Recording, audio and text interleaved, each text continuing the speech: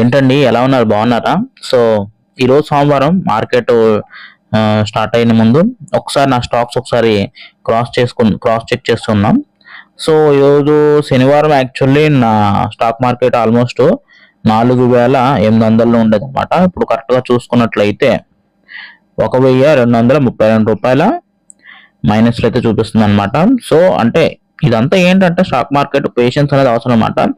అప్పుడు 4,800 వచ్చినప్పుడు అయ్యి బాబు ఓరు బాబు అని చెప్పేసి ఇంకా ప్యానిక్ అయిపోయి కొంచెం ఏదైనా చేసుకున్నా రాంగ్ అయిపోదు అనమాట. ఎనీహౌ సో అదంతా విషయం పక్కన పెట్టేస్తే ఫస్ట్ క్వశ్చన్ చెప్పేట్లో ఒక ఈవెంట్ అనేది రన్ అవుతుంది అనమాట. మనం ఒకసారి చెక్అవుట్ చేద్దాం. సో ఇక్కడ ఈవెంట్ చెక్ చేసుకుంటే మనకి డివిడెండ్ అయితే ప్రకటించింది అనమాట. అది ఎక్స్పైరీ డేట్ ఎప్పుడు 23 అనమాట. 23వ తారీఖున డివిడెంట్ ఎక్స్పైర్ అంటే ఈ రోజే డివిడెంట్ అనమాట. సో అంటే ఇప్పుడు 2.25 రూపీస్ పర్ షేర్ ఇస్తుందంటే నా దగ్గర 25 షేర్లు అంటే 56 రూపాయలు డివిడెంట్ ప్రకటించింది అంటే 2 ప్లేట్ సాంబార్ ఇడ్లీలు ఫ్రీ ఈ రోజు కంపెనీ తరఫు నుంచి. It's okay. సో అదంతా పక్కన పెట్టేద్దాం. ఫస్ట్ ఆఫ్ ఆల్ ఈరోజు చూసుకున్నట్లయితే Cochin ship yard current value వచ్చి 18.46 రూపాయలు చూపిస్తుందండి. సో నాకు తెలిసినంత వరకు ఈరోజు కూడా అప్ ట్రెండ్ వచ్చే ఛాన్సెస్ అయితే ఉన్నాయండి. ఎందుకంటే ఒక పాజిటివ్ సైన్ కూడా వచ్చిందండి. 22,000 కోట్ల ప్రాజెక్ట్ ఒకటి సైన్ అయితే అయిందనమాట. సో మోస్ట్ రీసెంట్ గా కొచ్చిన్ షిప్ యార్డ్ కి. సో అది కొంచెం నాకు తెలిసేందుకో ఈరోజు మేబీ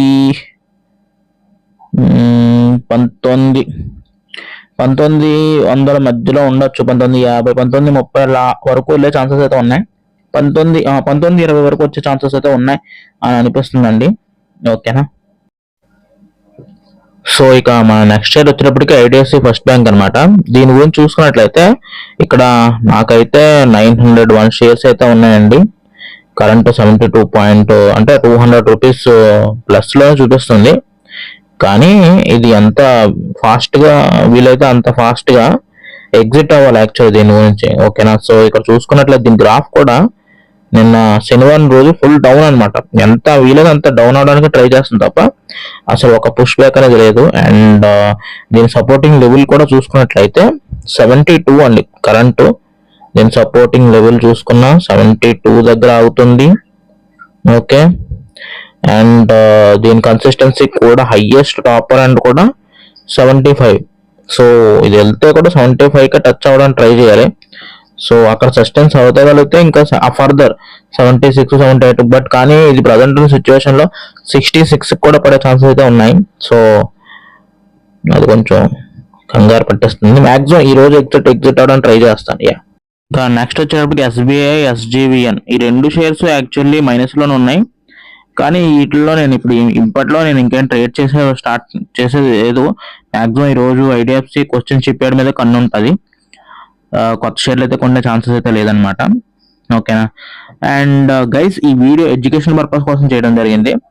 ఓకే. సో ఎటువంటి అంటే మిమ్మల్ని సేల్ కానీ ఎగ్జిట్ అవ్వడం కానీ ఎటువంటి ఇన్ఫ్లుయెన్స్ చేసే ప్రక్రియ కాదనమాట. ఓకే. సో అదనమాట సో సంగతి. సో ఉంటాను మరి గైస్, ఉంటాను మరి. Bye, take care.